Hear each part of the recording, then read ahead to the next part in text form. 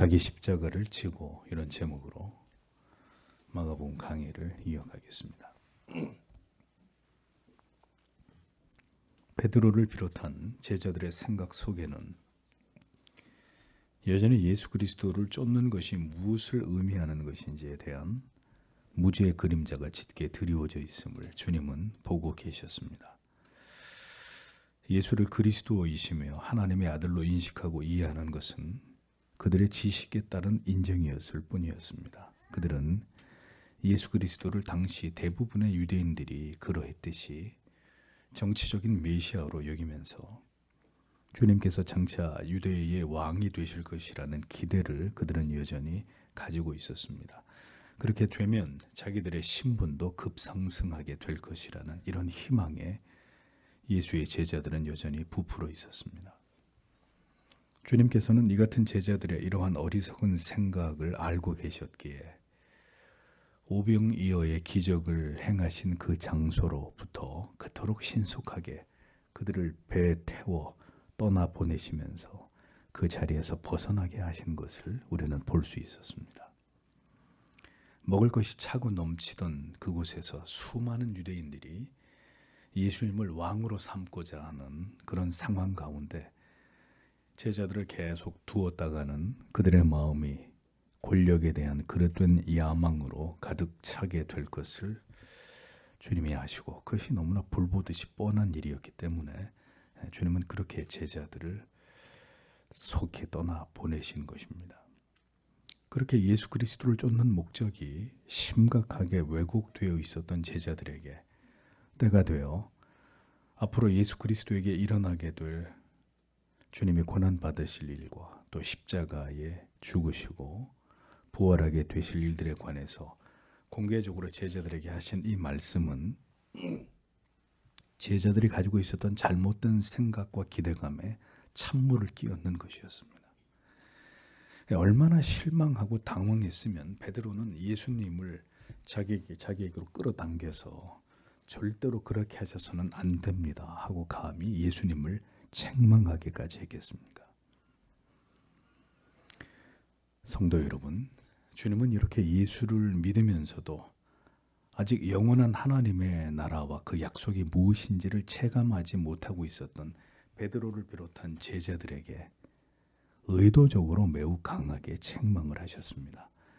베드로를 향해 사탄아, 내 뒤로 물러가라 이렇게 말씀하시며, 우리가 예수 그리스도를 쫓아 하나님의 자녀로 이 세상에 살아가면서 우리의 육에 속한 일들만을 생각하고 염려하면서 하나님의 뜻과 우리를 구원으로 부르신 궁극의 목적과 영적인 가치를 생각하지 않고 살아가고자 하는 그 마음이 얼마나 어리석은 것인지를 주님은 힘주어 강조하신 것을 볼 수 있었습니다. 우리는 분명히 알아야 합니다. 예수를 믿는 것은 이 땅에서의 우리의 형통과 안녕과 행복만을 위한 것이 아니라 끊임없이 우리 안에 일어나는 우리 자신과 이 세상의 육에 속한 가치들에 대해서 늘 집착하고 염려하는 마음을 버리기 위해서 부단히 노력을 해야 된다는 사실을 말입니다. 주께서 이 진리에 대해서 더 강조하시면서 자세하게 교훈하신 내용이 오늘 읽은 본문의 말씀입니다. 34절을 보십시오. 그분께서 사람들을 또한 자기 제자들과 함께 부르신 뒤 그들에게 이르시되 누구든지 나를 따라오려거든 자기를 부인하고 자기 십자가를 지고 나를 따를지니라 라고 말씀하셨습니다. 존 칼빈은 이 성경 구절을 토대로 기독교가 말하고 있는 신앙의 본질적인 정의가 바로 자기를 부인하고 십자가를 지는 삶이다 라고 정의했습니다. 즉, 이 진리가 구원에 이르는 믿음을 정의하는 핵심적 가치가 된다는 의미입니다. 주님께서는 제자들에게 이제 매우 중요한 말씀을 전하고 계셨습니다. 제자들이 주님을 뒤따름에 있어서 반드시 각오해야 될 바가 무엇인지에 대해서 매우 무게 있는 교훈을 말씀하신 것입니다. 이것이 바로 제자도이고 예수를 믿고자 하는 모든 자들의 마음과 영혼에 깊숙이 새겨져 있어야 될, 절대로 잊어서는 안 되는 구원에 이르는 도 하는 사실을 우리는 이 말씀을 통해서 분명히 기억해야 될 것입니다. 예수 그리스도를 구주로 믿고 우리가 걸어가야 할 길은 이 길 외에 다른 구원의 길은 존재하지 않기 때문입니다.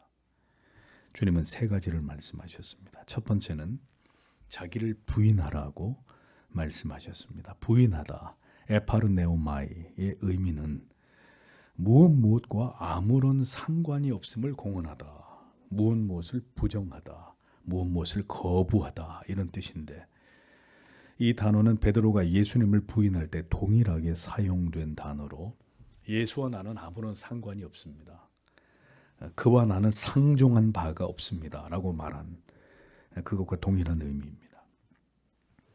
자기를 부인하고 라는 말의 의미는 예수를 쫓는 일에 있어서 절대로 고려하거나 연관지어 생각하거나 절대로 상종하지 말아야 하고 철저하게 부정해야 될 대상이 있는데, 그 대상이 바로 누구냐? 다름 아닌 우리 자신이라는 뜻입니다. 예수님의 뒤를 따르는 길은 내 자신과 내 자신을 위하는 모든 것들과 결별을 의미하는 것임을 주님은 제자들에게 말씀하셨습니다. 내 자신의 일을 일체 생각하지 않는 것. 예수님은 제자들을 파송하시면서 아무것도 가지고 가지 마라, 이것을 말씀하셨고 그것을 훈련시키지 않으셨습니까? 내 자신의 일을 일체 생각하지 않는 것, 뭘 먹을까, 뭘 마실까, 몸을 위하여 무엇을 입을까를 염려하지 않는 것입니다. 한마디로 내 자신에 대한 모든 것이 나와 아무런 상관이 없는 것처럼 여기라는 의미가 바로 자기를 부인하라는 의미입니다. 우리의 주어진 삶을 하나님 앞에서 성실하게 살아가되 그 삶의 목적은 오직 하나님의 영광을 위한 것이 되어야 하고, 나의 모든 염려를 주께 맡기고 우리가 존재하는 본질적인 목적을 가장 우선해서 살아가야 된다는 뜻이 이 말씀 속에 담겨 있는 것입니다. 성도 여러분, 이것이 주께서 말씀하시는 성도가 걸어가야 될 진정한 길이라면 정말 구원받은 믿음을 가진 자들이 다수일까요? 다수일 수 있을까요? 단언하건대 오늘도 우리가 지향하며 살아가는 삶의 모습이 이 자기 부인의 목적을 지향하지 않고 그 반대로 철저하게 자기를 지키기 위해서 자기를 악착같이 사랑하면서 그렇게 자신을 붙들고 살아가고 있는 것이라면 우리는 너무 늦기 전에 내가 지금 매우 잘못된 길을 가고 있는 것이로구나 하는 이 엄중한 사실을 깨달아야 될 것입니다. 내게 속한 것, 내 자존심, 내 자신을 향한 사랑, 이기심, 자기 혈기와 욕심과 야망과 게으름과 쾌락을 추구하려는 모든 마음들을 나와는 아무런 상관이 없는 것처럼 여겨야 된다. 주님은 제자들에게 이렇게 말씀하셨습니다. 그러나 이러한 자기 부인의 삶을 감당할 수 있는 능력이 타락하고 부패한 우리들에게는 현저히 부족하다는 사실을 우리는 잘 알고 있습니다. 그러므로 필사적으로 우리가 구해야 되는 것은 이 자기 부인을 실현할 수 있는 하나님의 은혜이고 그 은혜를 얻기 위한 소중한 방편들이다라는 사실을 우리는 기억해야 되는 것입니다. 빌립보서 3장 7절에서 8절은 말씀합니다. 그러나 무엇이든지 내게 유익하던 것을 내가 그리스도를 위하여 다 해로 여길 뿐더러 또한 모든 것을 해로 여김은 내 주 그리스도 예수를 아는 지식이 가장 고상함을 인함이라. 내가 그를 위하여 모든 것을 잃어버리고 배설물로 여김은 그리스도를 얻고, 이렇게 기록이 되어 있습니다. 성도 여러분, 이 말씀은 바울의 고백일 뿐 나와는 전혀 상관이 없다, 이렇게 여겨서는 안 됩니다. 예수 그리스도의 가치를 진정으로 발견한 구원받은 성도의 영혼에서 공통적으로 고백되어야 할 진리가 무엇인지를 이 빌립보서의 말씀은 우리에게 그것을 정확히 가르쳐주고 있습니다. 그것은 나에게 유익하던 모든 것까지도 예수를 만나고 난 이후에 모두 다 해로 여기게 되는 것이다. 이렇게 성경이 말씀합니다. 그리스도를 위하여 그 모든 것을 다 잃어버리고 배설물같이 여기는 것이다.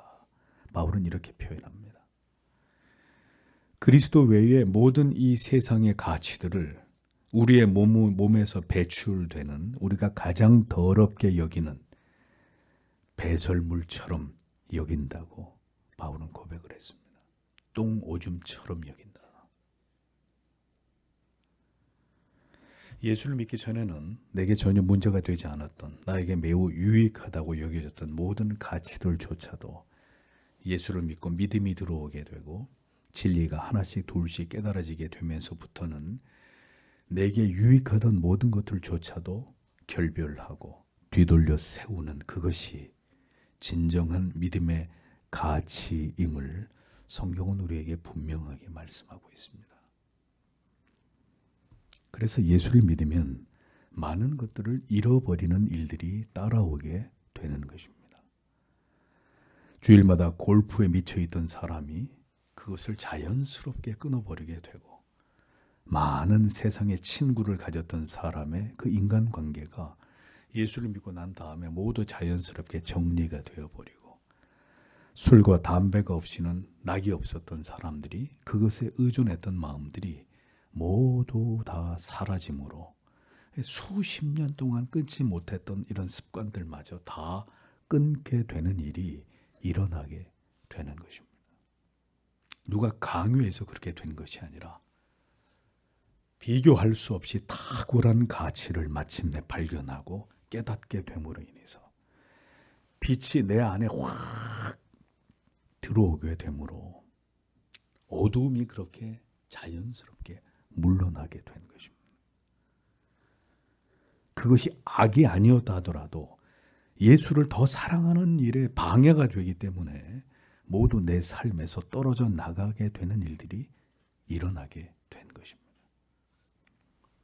오늘도 끔찍하리만큼 나를 생각하고 사랑하고자 하는 마음을 날마다 지워버리면서 그렇게 매일매일 우리 자신을 부인하는 일에 우리의 삶의 초점이 맞춰져 있는지를 성도 여러분 돌아보셔야 합니다.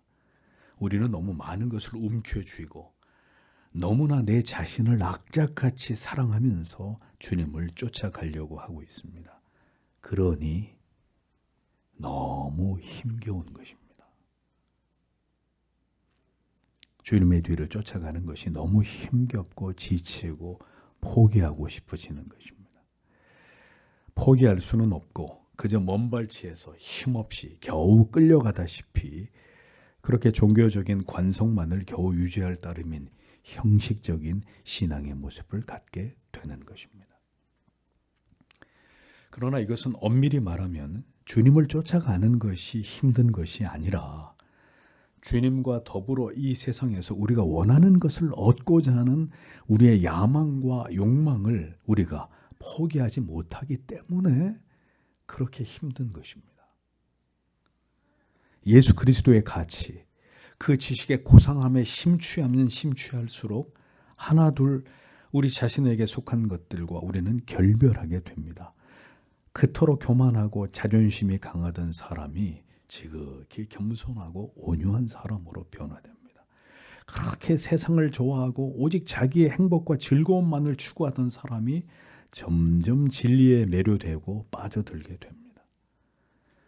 세상의 성공에 대한 목표를 따라 정신없이 물질적인 가치를 쫓던 마음을 하나 둘 내려놓게 되고 그것보다 더 본질적인 가치, 영원한 가치, 비물질적이고 영적이고 거룩한 가치들을 더 중요하게 여기게 되고 그것을 사모하게 되는 근본적인 변화가 일어나게 되는 것입니다. 이것이 자기를 부인하며 예수 그리스도의 뒤를 쫓아가는 신자에게서 확인되는 믿음의 모습이다라고 주님은 제자들에게 말씀하신 것입니다. 그러나 문제는 애석하게도 적지 않은 그리스도인들은 세상과 그리스도 사이에 양다리를 걸치고 이러지도 저러지도 못하는 삶을 살아갑니다. 그러니까 우리의 삶의 모든 괴로움과 고통과 갈등의 원인은 바로 이것 때문입니다. 너희는 지금 너희 자신과 매일 결별하고 있느냐? 너희 육신에 속한 모든 것들과 상종하지 않고자 마음을 먹고 뜻을 세우고 나를 쫓고 있는 것이냐? 주님은 그것을 제자들에게 확인해 볼 것을 말씀하고 계셨습니다. 나의 것을 철저하게 움켜쥐고 주님의 뒤를 따르는 것은 제자도가 아닙니다. 그것은 성경이 말씀하는 구원에 이르는 믿음과 무관한 것입니다. 자, 그러면 우리는 세상에서 무의도식하면서 그럼 열심히 교회만 다니면 되는 것입니까? 이런 의문이 생길 것입니다.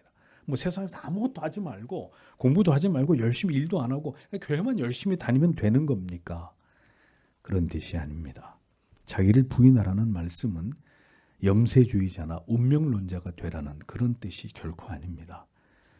주어진 일에 최선을 다하며 성실하게 살아가되 그 목적과 뜻이 하나님께 영광이 되어야 하고 그 무엇도 이 가치보다 우선되어서는 안 된다는 뜻입니다. 성도는 돌아갈 본향을 언제나 생각하면서 마치 이 세상에서 영원히 살 것처럼 물질적이고 세속적인 것에 집착하여 살아가는 삶을 모두 포기해야 된다는 뜻인 것이죠. 자기 부인은 진리 안에서 더 위대한 가치를 발견하고 깨닫게 될 때 우리가 지금 움켜쥐고 있는 것들의 그 가치를 깨닫게 되면서 이것을 자연스럽게 놓을 수 있는 것입니다. 그래서 천국을 예수님이 뭐에 비유하셨습니까? 밭에 감추어진 보화에 비유하시지 않았습니까? 밭에 감추어진 보화가 있다는 걸 알면 그 사람이 어떻게 하겠냐는 거죠. 자기의 소유를 전부 다 팔아서 그 밭을 사지 않겠느냐?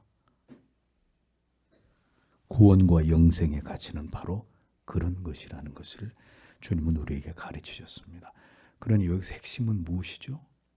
밭에 보화가 있다는 걸 알아야 하는 것입니다. 교회를 아무리 다녀도 예수 그리스도의 그 진정한 가치를 발견하지 못한 사람,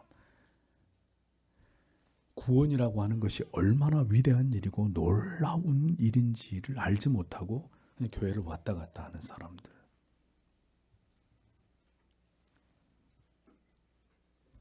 밭에 보화가 감추어져 있다는 것을 발견하는 것이 신앙의 핵심입니다.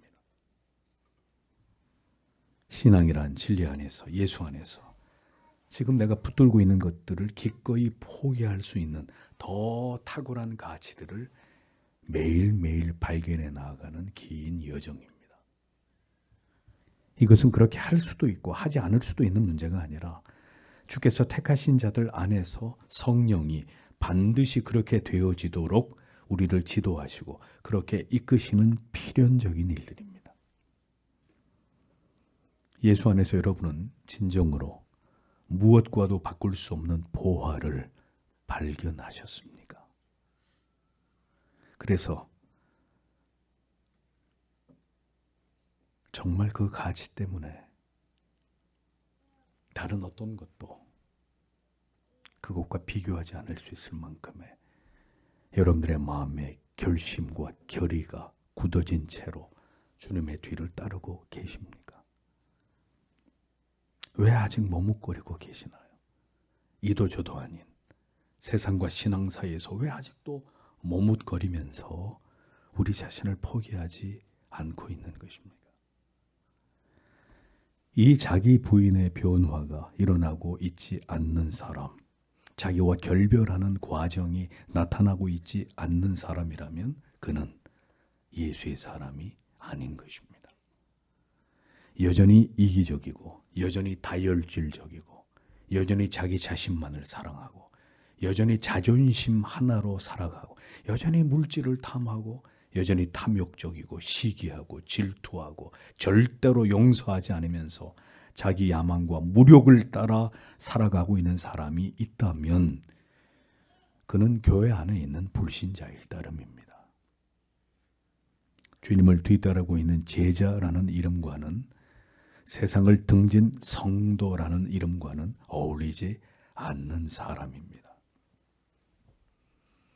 나의 죄로 인해서 하나님과 완전히 단절되어 내게는 아무런 소망이 없다는 이 절망을 소스라치듯 느낀 자라야 그는 그것이 너무나 두려운 나머지 예수 그리스도를 붙들고 자신과 결별하고 단절하기 위해서 몸부림을 칠 것입니다. 그렇게 자기 자신을 죽도록 미워하지 않는 한 자기 자신과 자신을 사랑하는 일과 계속 상종하면서 살아갈 수밖에 없는 것은 당연한 일입니다. 자기에게 절망하지 않는 한 오직 예수 안에 유일한 희망이 있다고 하는 이 진리는 영원히 깨닫지 못할 수도 있습니다. 하나님을 알아갈수록 인간은 머리를 숙이게 되어 있습니다. 자기의 존재가 얼마나 허무하며 미천한지를 발견하게 됩니다. 진리의 바다에 한 걸음 한 걸음 내딛게 될수록 내 자신이 얼마나 무지하고 어리석은 존재에 지나지 않음을 깨닫게 됩니다. 그것이 믿음이 자라고 있는, 영원히 변화되어 가고 있는 모습입니다. 여러분 자신을 보십시오. 성령 안에서 진정으로 자기를 부인하고 있는 모습이 더 뚜렷하게 우리 안에 나타나고 있는가? 다른 사람을 바라보지 마시고 우리 자신을 바라봐야 합니다. 시간이 아무리 흘러도 겸손해지지 않는 내 자신 때문에 울어보셨습니까? 그런 자신의 영혼을 오늘도 진정으로 부끄럽게 여기고 있으신가요? 여전히 자신이 부인되기는커녕 철저하게 자기를 움켜쥐고 자기를 사랑하는 일을 포기하지 못한 이런 모습들이 때로는 어떤 거친 언어와 행동과 표정으로 그렇게 드러나는지를 스스로 그것을 알지 못한다면 그 사람이 바로 어린아이 같은 미숙한 그리스도인입니다. 믿음 없는 사람입니다. 우리는 은혜를 구해야 합니다. 부디 내 자신을 깨뜨려 주시고 온전히 그리스도를 닮아갈 수 있도록 하나님 저를 변화시켜 주시기를 기도하고 또 기도해야 합니다. 그것이 자기 부인의 과업을 이루어가는 참된 그리스도인의 모습입니다. 두 번째로 주님은 자기 십자가를 지라고 말씀하셨습니다. 십자가를 지라는 의미는 무엇일까요? 예수 그리스도의 제자로서 성도로 이 세상을 살아가는 동안에 지불해야 될 모든 대가를 기꺼이 지불하라는 의미입니다.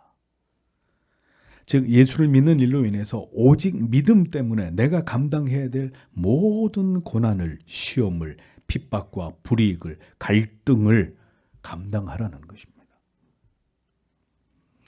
누가 예수를 믿으면 모든 고난과 고통에서 자유롭게 된다고 여러분들에게 가르치던가요? 죄책에서 영원히 자유롭게 되는 것입니다. 영원한 멸망과 저주로부터 벗어나는 것입니다. 주님을 따르는 길은 좁은 문, 좁은 길로 들어가는 것입니다. 성경은 그리스도인들에게 고난은 선택이 아니라 필수라는 사실을 수없이 강조하고 있습니다.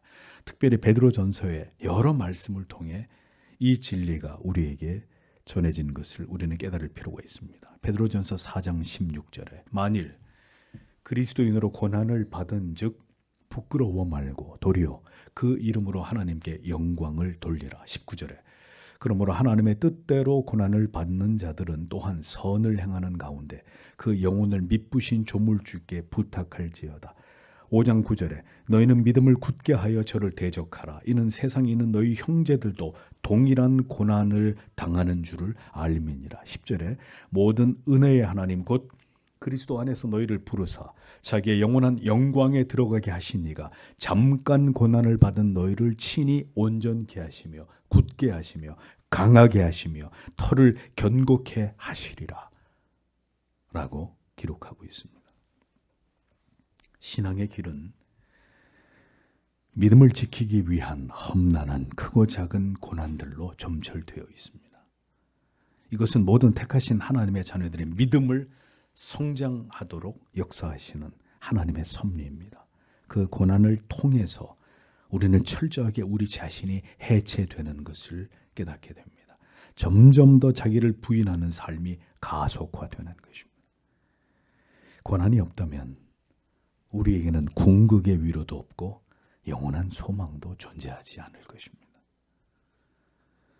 내 주를 가까이 하게 하면 십자가 짐 같은 고생이나 내 일생 소원은 늘 찬송하면서 주께 더 나아가기 원합니다.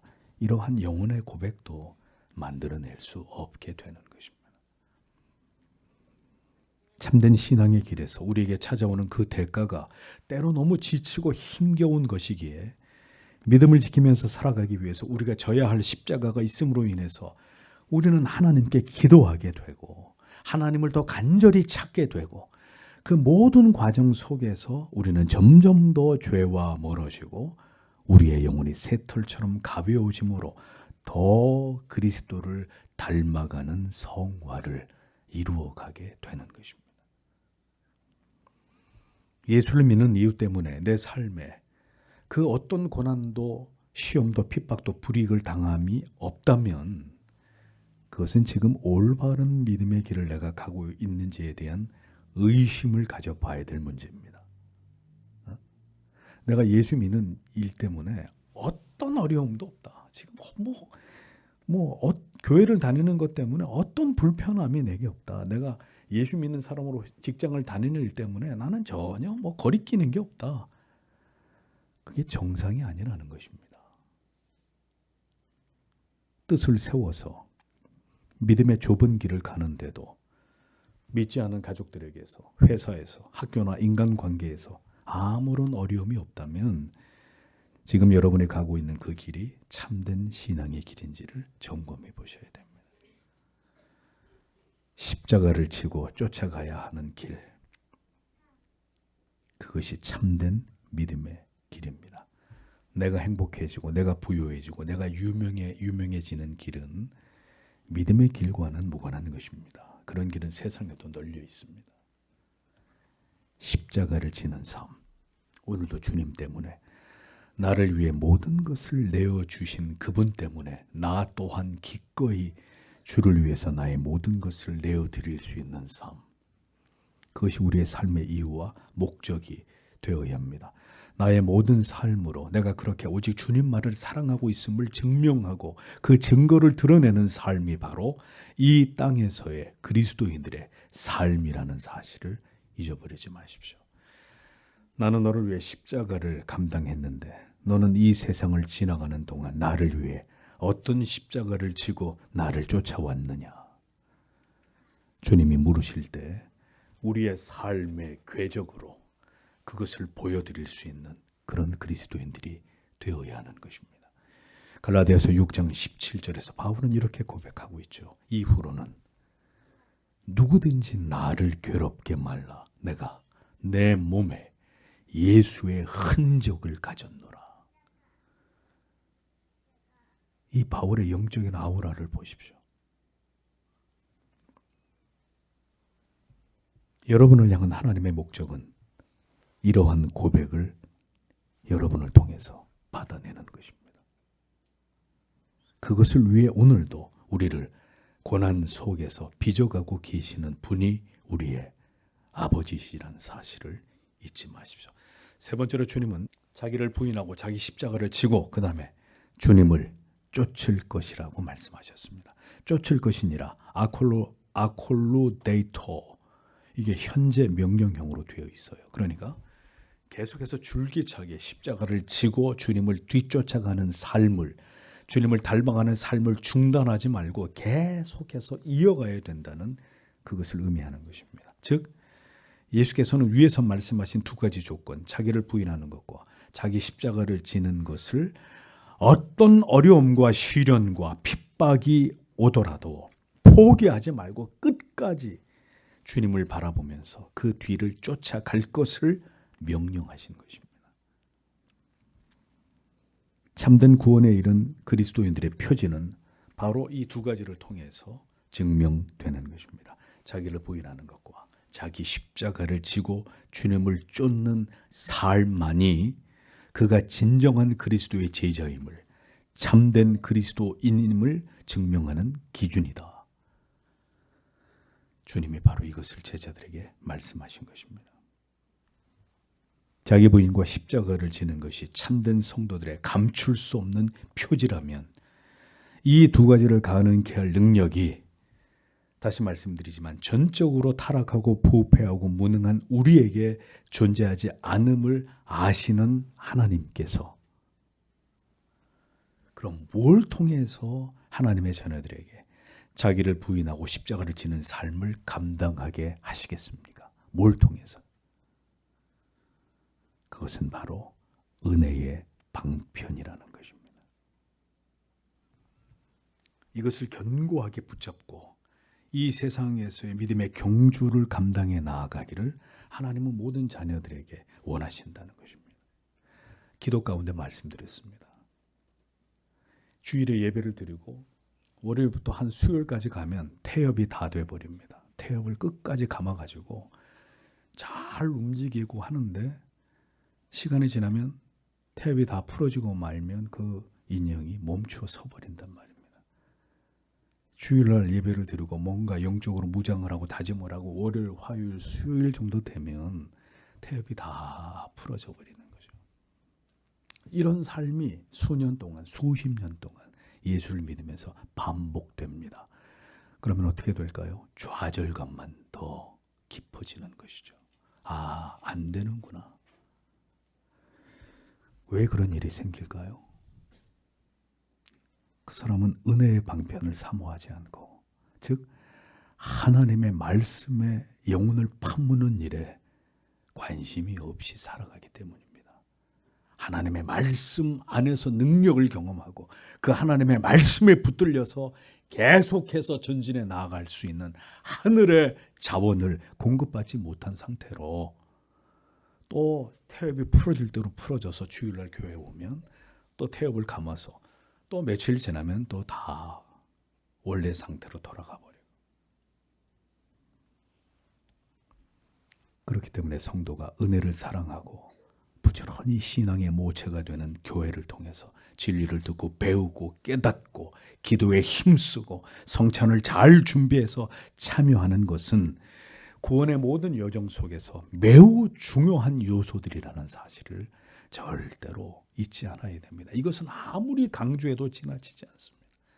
일주일 동안 성경 한 장 보지 않는 그리스도인들이 절대 다수란 말입니다. 아무리 강조해도 지나치지 않은 거예요. 오늘도 하나님의 말씀을 듣고 묵상하는 일을 얼마나 중요하게 내가 여겼던가를 돌아보십시오. 설교를 듣는 일, 성경을 깊이 있게 매일 규칙적으로 묵상하는 일, 정한 시간에 하나님 앞에 기도하는 일, 성찬을 준비하는 일을 위해서 세상을 멀리하고 더 거룩하고 경건한 마음을 갖는 일에 오늘까지 여러분이 하나님을 신앙하는 모든 날들 속에서 이러한 가치를 추구하는 일에 얼마나 진지했었고 얼마나 많은 시간을 하나님께 드렸는지를 돌아보십시오. 신앙은 절대로 저절로 자라지 않습니다. 우리의 지정의가 총체적으로 은혜 앞에서 반응하고 그것을 통해 성장해 나아가는 것입니다.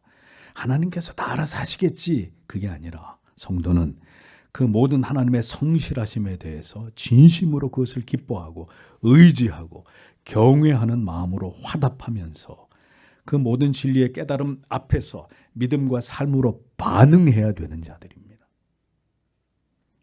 그것이 바로 자기 부인과 십자가를 능히 감당하는 삶의 열매로 어떤 어려움이 있어도 이 진리가 말씀하는 바를 따라 예수 그리스도를 쫓아가는 모습으로 그 계명을 따라 살고자 하는 치열함으로 증명하는 자들입니다. 그러므로 성도 여러분, 모든 구태의연한 신앙에서 벗어나셔야 합니다. 뜻은 미지근한, 차지도 않고 뜨겁지도 않는 그런 미지근한 믿음은 믿음으로 간주될 수 없다는 것을 분명히 아셔야 합니다. 내 입에서 너를 토해낼 것이다 라고 주님은 말씀하셨습니다.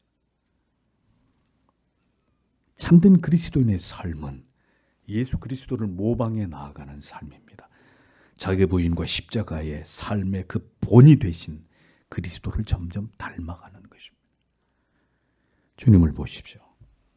십자가를 감당하기 원치 않으셨던 인간적인 연약함이 그분의 마음속에 있으셨지만 겟세마네 동산에 흐르는 땀이 핏방울이 되듯한 그 기도 속에서 보듯이 결국 주님은 온전히 자기를 부인하시면서 하나님 아버지의 뜻에 복종하신 것을 우리에게 보여주지 않습니까? 그 십자가를 오직 기도로 하나님 아버지를 의지해서 감당하심을 주님은 우리에게 보여주셨습니다. 주께서 보이신 그 삶이 바로 이 땅에서 우리가 감당해야 될 삶이라는 것을 우리는 알아야 합니다. 자기 부인과 십자가를 지는 삶은 깊고 열렬하고 지치지 않는 기도가 없이는 불가능한 일입니다. 오늘도 우리 안에 이 교만함과 강팍함과 완고한 고집을 보십시오. 이것이 우리 자신을 얼마나 부끄럽게 하는지를 생각해 보십시오. 우리는 날마다 주님께 나아가서 이 자신을 깨뜨려 주시기를 기도하는 자들이 되어야 합니다. 모두 여러분들께서 교회에 나오시는 목적을 다른 것에 두지 마시고 주님 닮는 것에만, 주님을 사모하는 것에만 집중하십시오. 은혜를 구하며 우리 안에 존재하는 이 추악한 죄성을 성령의 도우심으로 날마다 분쇄해 나아가기를 소망하는 자들이 되어야 합니다. 그것이 자기를 부인하고 십자가를 지고 주님의 뒤를 쫓아가는 성도의 모습이기 때문입니다. 아직도 이 땅에서 높아지려고 하는 마음뿐인 베드로를 비롯한 제자들에게 주님은 너희가 정말 나를 따르기를 원한다면 부디 너희 자신을 버리고 앞으로 너희에게 있을 고난의 십자가를 감당하고 그리고 나를 쫓기 위해 지불해야 될 모든 대가들을 기꺼이 감당하면서 나를 따라와야 된다고 주님은 마지막으로 그들이 걸어가야 될 제자도에 관해서 이렇게 강조하신 것입니다. 단언하건대 이 제자도와 주님이 말씀하신 이 제자도와 무관한 믿음들이 오늘 교회 안에 적지 않다는 사실을 여러분은 분명히 아셔야 합니다. 저는 어렸을 때, 무지했을 때 이렇게 생각했습니다. 아, 예수를 믿으면 결국 부자가 되는 것이구나. 내 소원이 마침내 이루어지게 되는 것이로구나. 호텔에서 최고급 요리를 먹게 되고 좋은 집에서 좋은 차를 타면서 그리고 가난한 사람도 좀 도와주면서 무병장수하는 축복된 삶을 살아가는 것이로구나. 저는 이렇게 생각했고 이렇게 믿었습니다. 아무도 나에게 자기를 부인하고 십자가를 지고 주님을 쫓는 삶이 제자도라고, 그것이 진정한 구원의 길, 참 믿음의 길이라고 말해주지 않았습니다. 그 누구도 나에게 너의 존재의 이유는 네 자신의 영광을 위해서가 아니라 너의 주인이 되시는 하나님의 영광을 위해서 사는 것이라고. 저는 주일학교 다닐 때 중고등부를 다니면서 이런 진리를 교회에서 배운 적이 없습니다. 만약 그것을 더 일찍 깨달았다면 아마 저의 삶이 지금보다 더 많이 달라져 있지 않았을까, 이런 생각을 종종 해봅니다. 내가 더 어렸을 때 이 분명한 복음을 누군가가 내 뇌리 속에 박아 넣었더라면. 성도 여러분, 잘 기억하십시오. 이것이 예수를 믿는 진정한 구원에 이르는 믿음입니다. 그러므로 우리는 수시로 우리의 신앙을 이 진리에 비춰봐야 합니다. 오늘도 나의 신앙은 하나님께서 보시기에 자기를 부인하는 삶을 힘쓰고 있는 것인지, 예수를 구주로 믿음에서 오늘도 내가 지불해야 될 고난이 무엇인지, 나는 기꺼이 그 좁은 길을 지금 가고 있는 것인지, 아니면 넓고 편안한 길만을 고집하고 있는 것인지, 나의 신앙의 길은 정확히 어떤 방향을 향하고 있는 것인지를 수시로 돌아보면서 두렵고 떨림으로 우리의 구원을 이루어가는 우리들이 되어야 합니다. 주님은 이제 구원과 영생의 중요한 문제를 우리의 목숨에 비유해서 설명하셨습니다. 35절에서 37절에 누구든지 자기 생명을 구원하려 하는 자는 그것을 잃을 것이나 누구든지 나와 복음으로 인해 자기 생명을 잃을 자 바로 그 자는 그것을 구원하리라. 사람이 만일 온 세상을 얻고도 자기 혼을 잃으면 그에게 무슨 유익이 있겠느냐? 혹은 사람이 무엇을 주어 자기 혼을 대신하겠느냐? 이렇게 말씀하셨습니다. 자, 여러분 이 세 구절 속에 한글 성경에 보면 목숨이라는 단어가 몇 번 나오죠? 4번 등장합니다. 예수님은 이 진리를 통해서 예수를 구주로 믿고 고백하는 것은 목숨을 거는 일이다라는 것을 엄중하게 말씀하셨습니다. 예수를 믿는 일은 네 생명을 거는 일이다. 교회를 다니는 목적은 나의 인격 수련과 정신적 건강을 위한 것이 아닙니다.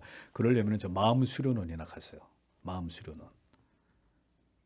사람들에게 인정과 관심을 받고 나의 존재감을 확인하는 곳이 교회가 아닙니다. 좋은 사람들과 친목을 도모하는 것을 목적으로 편안하게 종교적 취미 생활을 하는 것과 신앙은 거리가 먼 것입니다. 예수를 믿는다는 것은 목숨을 거는 일임을 유구한 교회의 역사는 우리들에게 그것을 잘 보여주고 있습니다. 종교개혁이 활발하게 일어나던 시기에 유럽은 구교와 신교가 그 사이에 불꽃 튀는 전쟁이 일어나던 때였습니다. 구교와 신교 사이에 신앙의 고백의 문제를 두고 수많은 사람들이 학살을 당하고 단두대에서 화영장에서 이슬로 사라졌습니다. 한마디의 고백 때문에 자기의 생명을 기꺼이 던져야 됐던 그런 시대가 있었습니다. 지금도 마찬가지의 일들이 지구 어느 편가에서 어느 편의 선가는 계속되고 있을 것입니다. 주님을 부인하면 이 땅에서 생명을 건질 수 있습니다. 그러나 종말론적인 영원한 생명에서 그는 영원히 제외될 것입니다. 주님께서 말씀하신 누구든지 제 목숨을 구원고자 하면 이 말씀이 담고 있는 의미가 무엇입니까?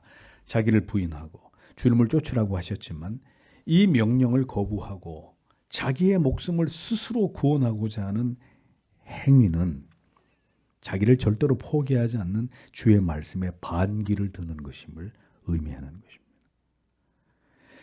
여전히 자기에게 집착하고 자기를 사랑하고 자기의 그릇된 사상과 고집과 자존심과 자기 혈기와 같은 우리의 죄악된 모습들을 버리기 위해서 날마다 주의 은혜를 구하면서 분투하는 삶을 살아가지 않을 것 같으면 그것은 오늘도 자기의 목숨을 지키려는 발버둥 치고 있는 삶에 불과한 것입니다.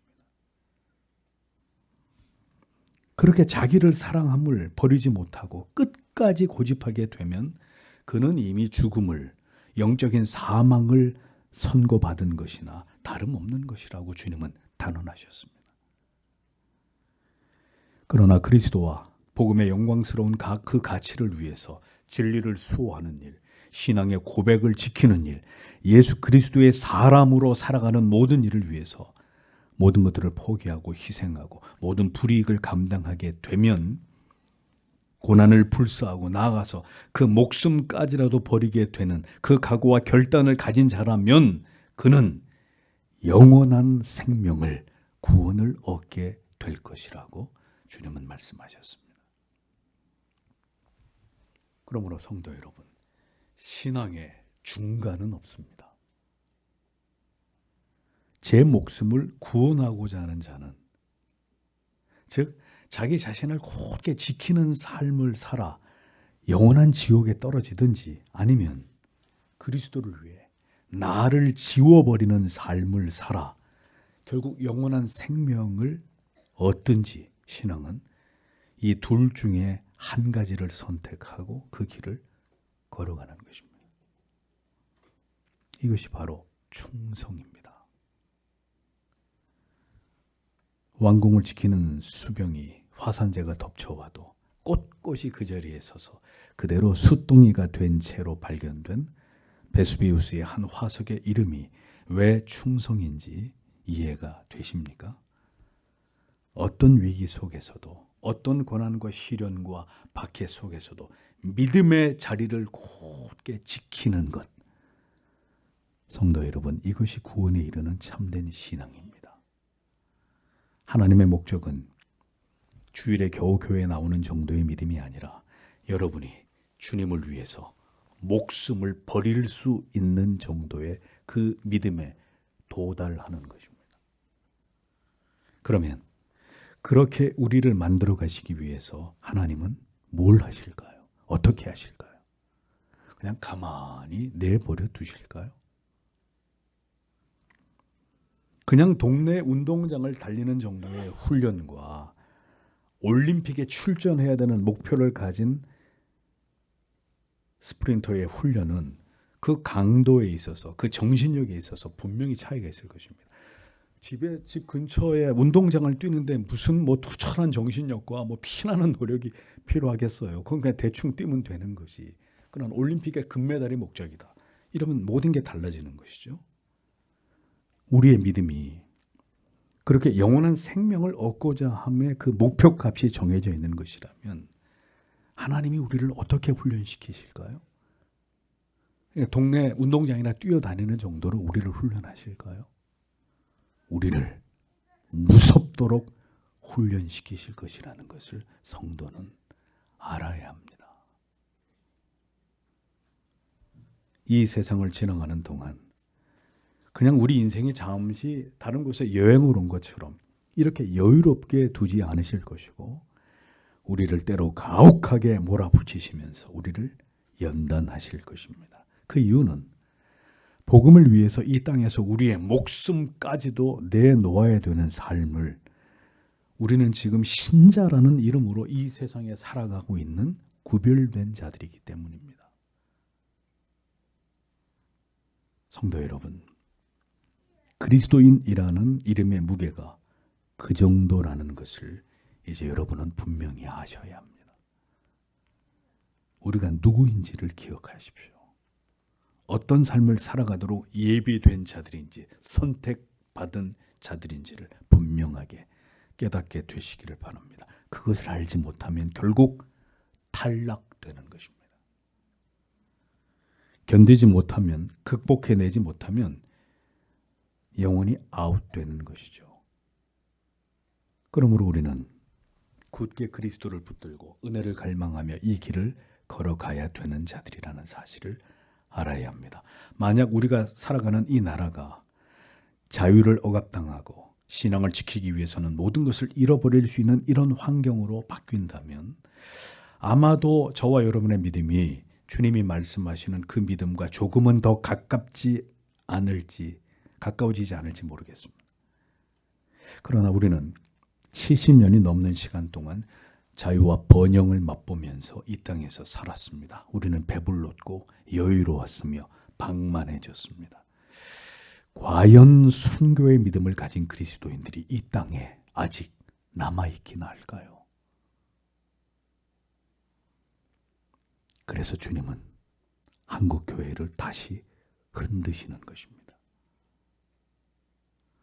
우리에게 어떤 위기감을 고조시키시고 이래도 너희가 나를 찾지 않겠느냐 마지막으로 경고하고 계시는 것입니다. 성도 여러분, 주님의 음성을 들으십시오. 온 천하를 얻고도 목숨을 잃어버린다면 이 세상에서 우리가 아무리 잘 먹고 잘 살고 자유와 풍요를 누렸어도 우리의 영혼이 하나님을 올바로 알지 못하고 올바로 믿지 않음으로 우리의 믿음을 굳게 지키지 못한 결과 우리가 영벌에 영원한 지옥에 던져지게 되는 것으로 만약 끝이 나게 된다면 그 삶에 어떤 의미가 있는지를 주님은 질문하고 계시는 것입니다. 우리의 영혼의 가치, 영원의 가치가 이렇듯 돈으로 환산할 수 없을 만큼 큰 것임에도 불구하고 오늘도 우리는 무엇을 가장 중요한 가치로 여기면서 이것을 저울질하며 살아가고 있는지를 생각해 보십시오. 여러분들에게 주를 믿는 것은 어느 정도의 가치입니까? 아직도 예수를 믿는 것이 여러분에게 지극히 적은 가치에 불과합니까?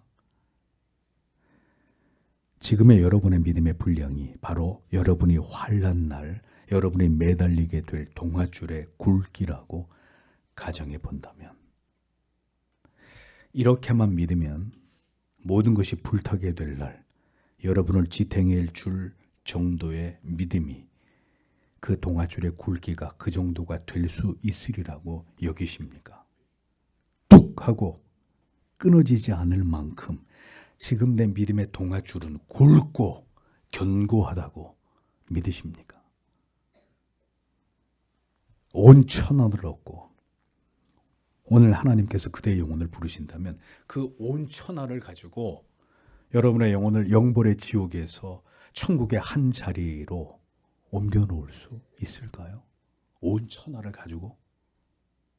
부질없는 짓입니다. 사람이 무엇을 주고 제 목숨을 바꾸겠느냐라고 주님은 질문하십니다.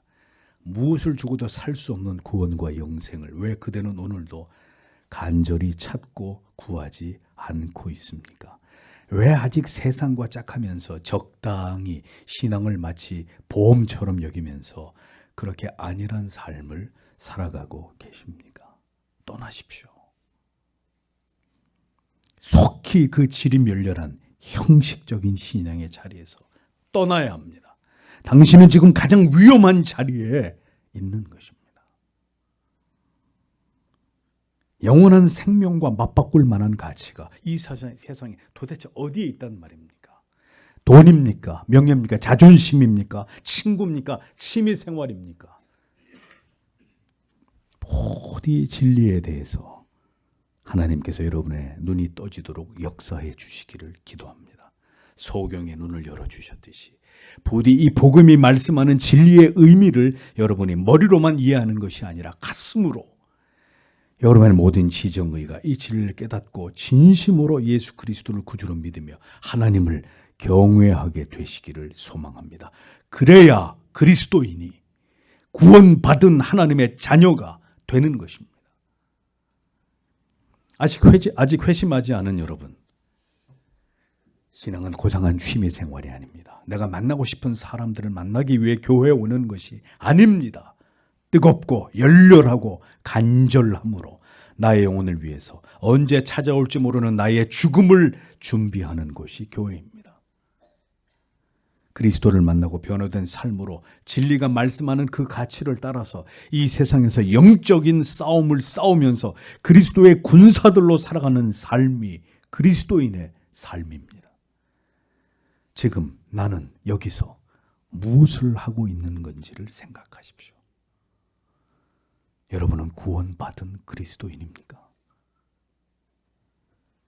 온 천하를 얻었어도 예수가 누구인지를 알지 못하는 자의 최후는 의심의 여지 없이 구더기도 타지 않는 지옥불에 영원히 던져지는 것입니다. 성경의 진리를 농담처럼 듣지 않으시기를 바랍니다. 주님의 경고는 이제 절정에 이르게 됩니다. 38절에 그러므로 누구든지 이 음란하고 죄 많은 세대에서 나와 내 말을 부끄러워하면 사람의 아들도 자기 아버지의 영광 속에서 거룩한 천사들과 함께 올 때에 그를 부끄러워하리라 하시니라 라고 기록되어 있습니다. 자, 주님이 이 세상을 정의하시는 표현을 보십시오. 음란하고 죄 많은 세대라고 하셨습니다. 음란, 모이칼리디, 이 단어는 남편이 있는 부인의 성적 부정을 의미합니다. 영적으로 볼 때 배도를, 우상 숭배를 가리키는 것이죠. 죄 많은 하마르톨로, 죄 많은 이 말은 심히 타락하고 무절제한 극악한 죄악을 가리키는 것입니다. 복음을, 예수 그리스도를 모욕하고 멸시하고 핍박하고 박해하는 악을 뜻하는 것입니다. 재림하실 때까지, 주님이 이 땅에 다시 오실 때까지 이 세상은 항상 음란하고 죄 많은 세대입니다.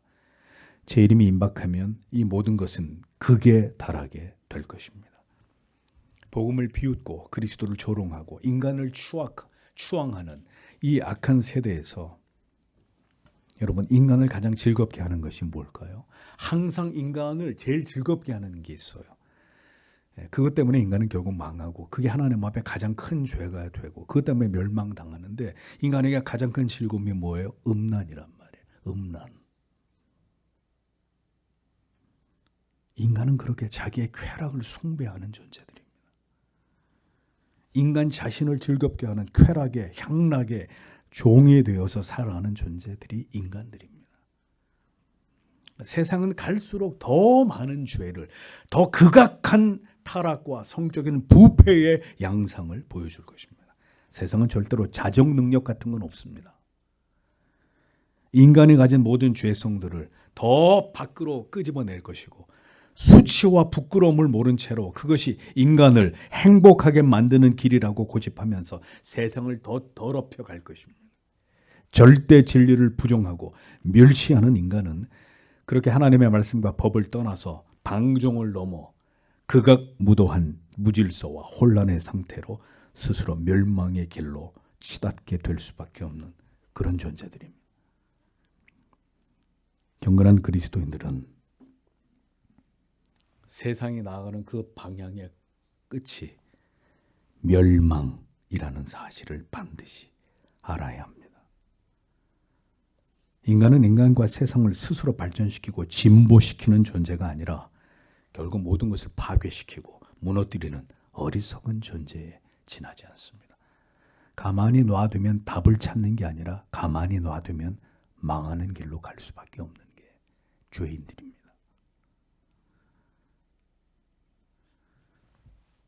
그런데 그런 무지함 속에 살아가던 우리를 하나님께서 흔들어 깨워서 세상에서 건져내 주셨습니다. 그 무지와 죄악 속에서 지옥을 향해 달려가는 자들을 그 길에서 벗어나게 하셨습니다. 정말 그런 하나님의 은혜를 경험한 자들이라면 그렇게 세상과 하나님을 알지 못하는 자들과 구별된 자들이라면 우리는 이제 이 음란하고 죄악으로 가득한 세상에서 반드시 구별된 삶을 살아가는 성도로 그 거룩한 부르심에 응답해야 될 의무가 있다는 것을 알아야 합니다. 그것은 이 세상에 속한 자들은 절대로 알지 못하는 하나님의 말씀을 따라 살아가는 것입니다. 하나님의 법을 지키면서 세상과 구별된 삶을 살아가는 것입니다. 그것을 통해서 하나님을 나타내고 우리가 그 하나님의 자녀인 것을 드러내는 거룩한 삶으로 하나님께 영광을 돌려야 될 의무가 우리에게 있다는 것을 우리는 알아야 되는 것입니다. 우리가 식당에서 밥을 먹을 때 감사의 기도를 하는 것은 또 우리가 업무를 시작할 때 강의실에 앉아서 공부를 시작할 때 우리가 하나님께 기도를 드리는 것은 하나님을 알지 못하고 하나님께 감사하지도 않는 자들 틈에서 우리의 정체를 드러내는 행위입니다. 나는 하나님의 자녀입니다. 그 하나님을 나의 아버지로 인정하는 사람입니다. 우리를 그렇게 표시하는 것입니다. 세상 사람들이 모여서 정치인들을 욕하고 온갖 세속적인 말들을 하면서 음담패소를 주고받을 때 그 자리에서 조용히 침묵하거나 혹은 그 자리를 피하는 것으로 성도는 자신이 이 세상이 아닌 하늘에 속한 사람임을 드러내는 것입니다. 그런데 우리가 그 같은 구별됨을 용기 있고 성실하게 드러내지 않는 것은 곧 하나님과 하나님의 말씀을 부끄러워하는 것이 된다. 주님이 이렇게 말씀하셨습니다. 하나님의 절대 진리의 가치가 지켜져야 될 순간에 침묵하고 하나님을 믿는 자녀임을 나타내는 것을 감추는 것을 주님은 매우 중대한 배도라고 말씀하십니다. 나와 내 말을 부끄러워하면 인자도 아버지의 영광으로 거룩한 천사들과 함께 올 때 그 사람을 부끄러워하리라. 매우 두려운 말씀을 제자들에게 힘주어 말씀하셨습니다. 세상에서 그리스도인이라는 이름으로 살아가면서 나와 내 말을 부끄러워하면 이 말의 적극적인 의미는 자신의 목숨을 건지기 위해서 배도를 하는 것을 의미하는 것이고 소극적인 의미로는 이 세상에서 우리가 그리스도인이라는 신분을 때때로 부끄러워하고 숨기고 감추면서 마치 신자가 아닌 것처럼 세상과 타협하고 세상의 모든 부정한 정신과 사상을 인정하면서 세상과 더불어 짝하는 우리의 모든 추악함과 어리석음을 가리키는 것입니다. 자신의 정체가 무엇인지도 아직도 알지 못하고 확신하지 못하면서 불신자들과 있을 때는 불신자들처럼 말하고 행동을 하고 있는 여러분 가운데 혹시 그런 분이 있다면 주님을 만나기를 간절히 소원하십시오. 세상 앞에서 그렇게 비굴해지고 작아지는 자신의 믿음 없음에 대해서 애통하는 마음으로 부디 하나님께서 저에게도 담대한 믿음을 주시기를 기도하셔야 됩니다. 주님은 절대로 그대의 부끄러움의 대상이 아니십니다. 예수를 믿는 것은 수치스러운 숨겨야 할 일이 아닙니다. 그럼에도 우리가 우리의 믿음을 감추는 것은 그리스도가 부끄러운 것이 아니라 우리의 삶이, 우리의 모습이 믿지 않은 사람들이 보기에도 수치스럽기 때문일 것입니다. 방금 전까지 회사의 대표를 막 욕하고 음란한 이야기, 세속적인 이야기를 주고받으면서 직장 동료에 대해서 뒷담화를 나누다가 점심시간이 됐어요. 손을 모으고 기도를 하자니 양심에 찔리는 겁니다. 회사에서 맡겨진 일에 대해서는 무능하기 그지없는 사람이 주일은 교회를 가야 됩니다 라고 말하는 것이 창피한 것입니다. 우리의 믿음이 아직도 이 정도에 불과하다면 예수의 이름을 부정하고 하나님을 믿지 않음을 고백하면 살려주고 그렇지 않으면 모든 불이익과 더 나아가서 목숨을 잃을 수도 있는 우리가 피할 수 없는 박해와 핍박을 받게 될 때 우리가 어떤 선택을 하게 될지를 생각해 보십시오. 어떤 선택을 하게 될지.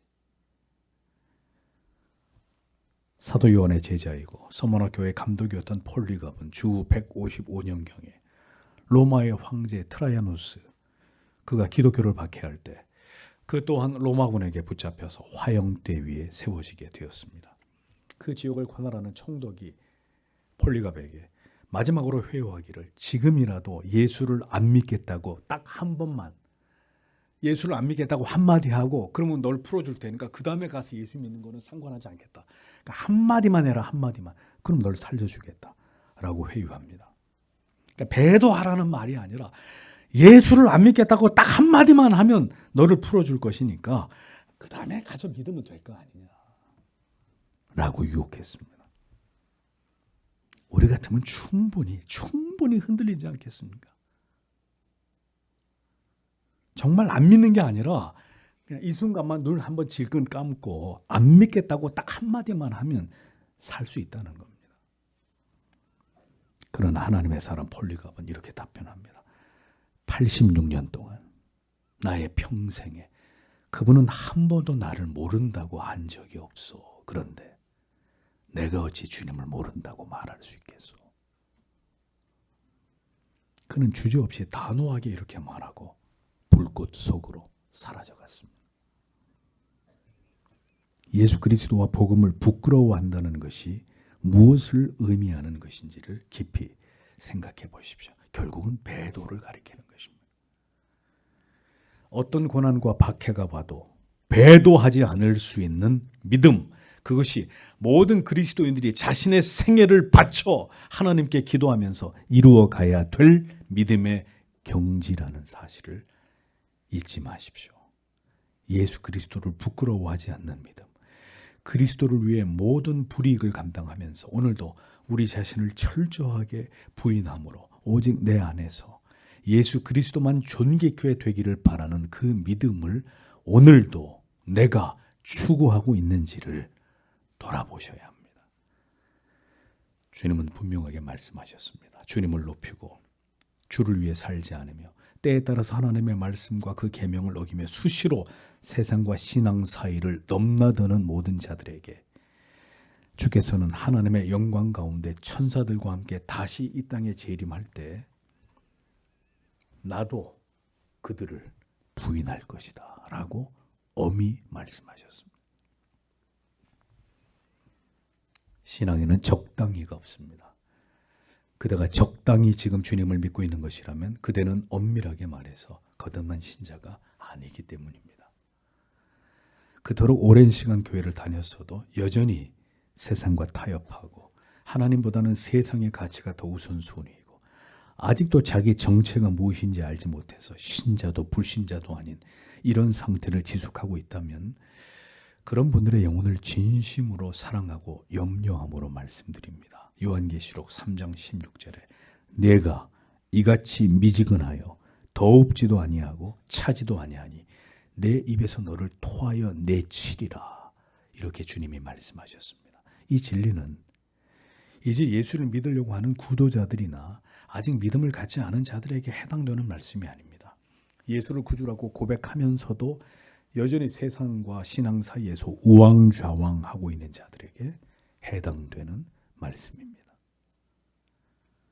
성경은 모든 신자들에게 경고하고 있습니다. 구원의 영혼 불변성을 강조하면서도 또 한편으로는 늘 깨어 경계를 늦추지 말아야 될 것을 함께 말씀하고 있습니다. 그것은 인간은 불완전한 존재이고 전적으로 타락하고 부패한 죄인이기 때문입니다. 우리의 신앙은 한결같지 않고 언제나 뒤로 물러가 침륜에 빠질 수 있는 상태이기 때문입니다. 그래서 성경은 경고하고 경계시키면서 분연히 우리를 이렇게 세우는 말씀들로 빼곡히 기록되어 있습니다. 구원과 영생은 교회 안에만 발을 들여놓으면 저절로 이루어지는 것이 절대로 아닙니다. 진리의 말씀을 듣고 보고 깨달으며 그 은혜를 통해서 반드시 그 믿음이 진리의 근거에서 자라고 그렇게 믿음이 자라감으로 더욱 자신을 부인하고 십자가를 지는 삶으로 우리에게 나타나고 증명되어야 합니다. 그러니 우리는 매일 지독한 자기 사랑과 싸워야 하는 것이고 믿음으로 살아 우리에게 닥치는 모든 불이익들을 주님과 함께 지는 십자가로 영광스럽게 여기면서 그 힘든 믿음의 길을 오직 주의 은혜로 감당하면서 이 땅에서의 삶을 지탱해 나가는 자들이 되어야 하는 것입니다. 예수 믿는 것은 불편한 일입니다. 예수 믿어서 좀 편안해보자. 본지수를 잘못 찾으셨어요. 예수 믿는 일은 나를 끊임없이 불편하게 만드는 일입니다. 이것을 위해 오늘도 우리는 주님 앞에 무릎을 꿇는 것입니다. 그리스도를 드러내는 향기를 가지고 이 세상에서 우리가 부디 그리스도인의 삶을 그 사명을 잘 감당할 수 있도록 힘을 주시기를 오늘도 하나님께 기도하며 믿음으로 살기를 분투하는 것입니다. 그것이 주님이 말씀하고 계시는 제자도 구원의 길입니다. 주님께서 사랑하시는 성도 여러분, 우리에게 지금도 가장 중요한 것은 물질이 아닙니다. 우리의 영혼입니다. 돈으로 집을 살 수는 있어도 화목과 행복을 살 수는 없습니다. 돈으로 침대는 살 수 있어도 하나님이 주시는 꿀같은 잠을 살 수는 없는 것입니다. 돈으로 지식은 살 수 있어도 지혜와 명철은 살 수 없는 것입니다. 돈으로 몸을 건강하게 하고 더 이쁘고 매력적으로 만들 수는 있어도 그 영혼을 아름답게 가꿀 수는 없는 것입니다. 우리는 어떤 가치를 위해 살아가는 자들이어야 할까요? 오늘도 여러분은 어떤 목적을 가지고 무엇을 목표하여 여러분의 인생을 살아가고 계십니까? 모든 것은 변하고 식어지고 퇴색될 것입니다. 진실로 영원하고 변치 않는 것, 그것을 사모하십시오. 그것은 오직 그리스도 예수 안에 있을 뿐입니다. 그 보화를 발견하는 기쁨이 여러분 모두에게 여러분의 인생 속에서 충만하시기를 축복합니다. 기도하겠습니다.